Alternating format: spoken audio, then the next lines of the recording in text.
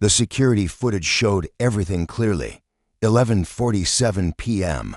Karen Williams leaves the market. 11:50 p.m. Her body is discovered. 5 minutes, that's all it took. But Detective Morrison wasn't looking at the timeline.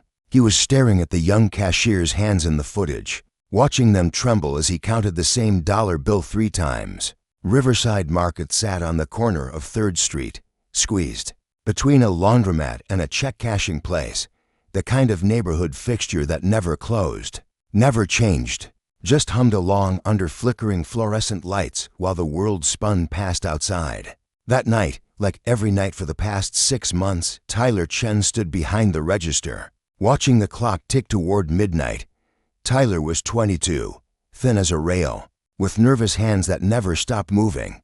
Korean-American kid who'd dropped out of engineering school when his mother got sick. Now he worked nights to help with medical bills, sending most of his paycheck home while living on ramen and hope. Detective James Morrison had been doing this for 30 years. He'd seen enough bodies to fill a cemetery, heard enough lies to write a book, but something about this case felt off. Maybe it was the location. Karen Williams died behind a market where nothing bad ever happened. Maybe it was the victim herself, successful real estate agent with a Mercedes and a smile that sold houses. Or maybe it was just the way everyone seemed so sure they already knew who did it. Open and shut, his partner Lisa Park had said. Husbands. Broke, drunk, and about to lose everything in the divorce. Tale as old as time. But Morrison kept watching that security footage, watching Tyler's hands shake, watching him count that dollar bill 3 times like his life depended on getting it right. The market's interior camera showed Karen Williams entering at 11:29 p.m. She moved with purpose, all 3 for organic green tea, candy section for dark chocolate, same items every night, according to the receipts they'd pulled. Woman had a routine dot at the register. Tyler waited. The footage showed their interaction clearly. Karen placed her items on the counter. Tyler scanned them, tea first, then chocolate. His movements were careful, precise. When Karen handed over her credit card, Tyler took it without their fingers touching, ran it through, waited for approval, handed it back with the receipt. Then came the change, $1. Morrison watched it again. Tyler pulled the bill from the register, started to hand it over, then stopped, counted it once, pulled it back, smoothed it out, counted again, twice. Karen stood patiently, checking her phone. Tyler counted a 3rd time, his hands visibly trembling, finally extended the bill. Karen took it with a polite smile, dropped it in her purse, headed for the door. The timestamp read 11:47 p.m. When she exited. Morrison froze the frame on Tyler's face. The kid stood motionless for 6 seconds after Karen left. Then, like someone had flipped a switch, he moved, fast, around the counter to the window. The camera showed him in profile, watching something outside. His lips moved, talking to himself. At 11:50 p.m., another customer burst through the door, face pale, gesturing wildly. Tyler's shock looked genuine as he grabbed the phone and dialed 911. 5 minutes. That's all it took for Karen Williams to go from alive to dead. Morrison arrived at the market the next morning. The crime scene tape was gone, but the memory lingered. The owner, Raj Patel, met him at the door with worried eyes and hands that wouldn't stop moving. Terrible thing, Patel kept saying. Mrs. Williams was such a good customer, every night, like clockwork. Tell me about Tyler Chen, Morrison said. Double quote. So, Tyler is wonderful, very reliable. Never late, never calls sick. Quiet boy, keeps to himself. Morrison walked through the narrow aisles to the office behind the register. On the desk sat inventory logs, handwritten in neat columns. Tyler's writing was distinctive, precise block letters that looked almost mechanical. But in the margins, Morrison found something else. Tiny marks, barely visible. The letter K written over and over, some surrounded by hearts. Could be anything. Patel said nervously. Tyler sometimes doodles when it's slow, but Morrison had seen obsession before.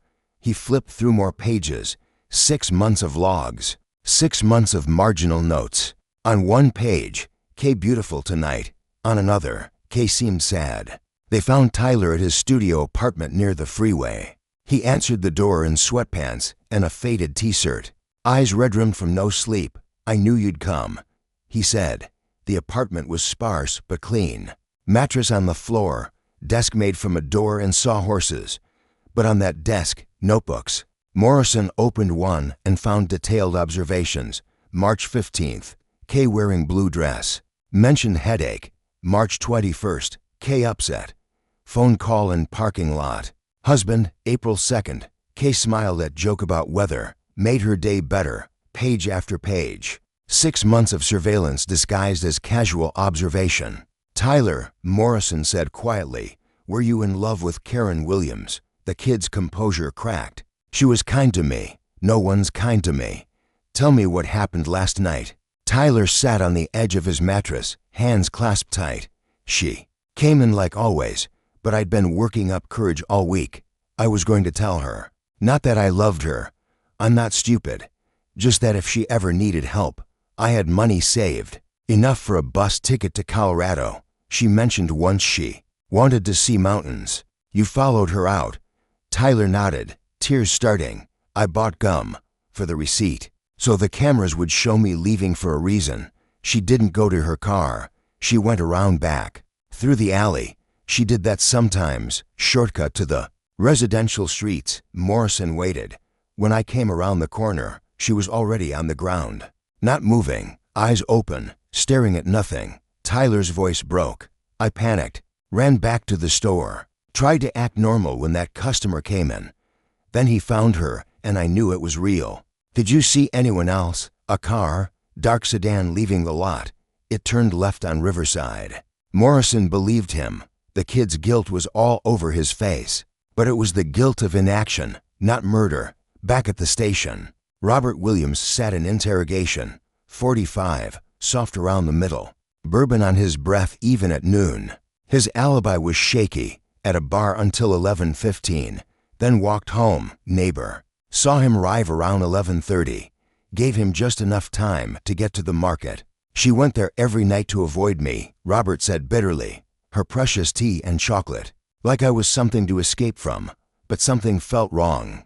Morrison pulled Karen's phone records, credit card statements. A pattern emerged, but not the one he expected. Regular charges at Riverside Animal Hospital. He called the clinic. "Oh yes, Mrs. Williams," the receptionist said.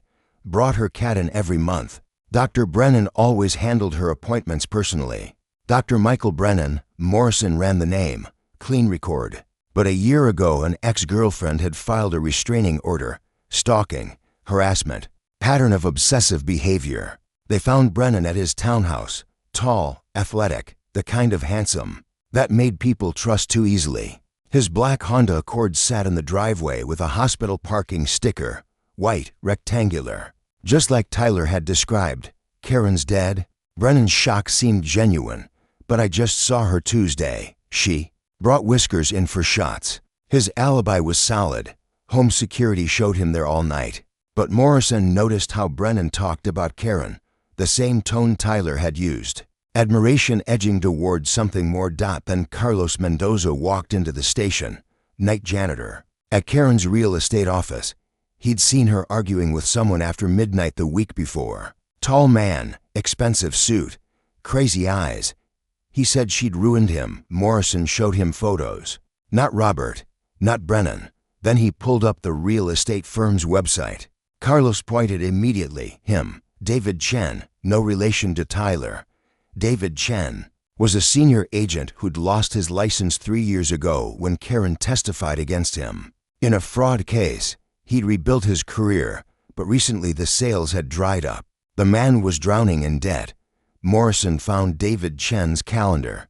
Yesterday's date circled in black. He'd known Karen's routine too. They tracked Chen to a motel off the highway, door open. Chen sitting on the bed with a gun in his lap. "She destroyed me," he said without looking up. "Testified against me, ruined my career." Then went on living like nothing happened. "So you waited in that alley?" Chen nodded. "She wasn't even surprised to see me, just disappointed, like I was a problem to handle. I grabbed her arm, told her she owed me. She threatened to call the police." After everything, she threatened me. Put the gun down, David. Chen looked at the weapon like he'd forgotten it was there, then raised it to his own shoulder and pulled the trigger. Not fatal. He wanted to live, just wanted the pain to stop. They arrested him in the hospital. Tyler Chen heard about it on the news. The real killer caught. His own guilt finally lifted. He went back to work at the market, but things were different. No more notebooks, no more doodles in the margins. He'd learned that watching from afar wasn't enough, but also that sometimes the real danger comes from the past, not the present. Morrison closed the case file. Another murder solved. Another life lost to old grudges and ruined dreams. He thought about Karen Williams, who'd been kind to a lonely kid, who'd done the right thing testifying, who'd died for being decent in an indecent world.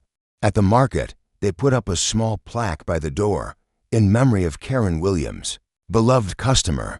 Tyler made sure fresh flowers sat beside it every day. Not because he loved her, that feeling had died with her in that alley, but because someone should remember that she smiled at the night shift kid. Someone should remember she was kind. Morrison drove past sometimes, saw Tyler through the window, counting change with steady hands now, no more trembling, no more counting 3 times. The kid had seen the worst thing imaginable and survived. That had to count for something. In the end, it wasn't about love or obsession. It was about rage and revenge, the kind that waits 3 years to strike. David Chen got 25 to life.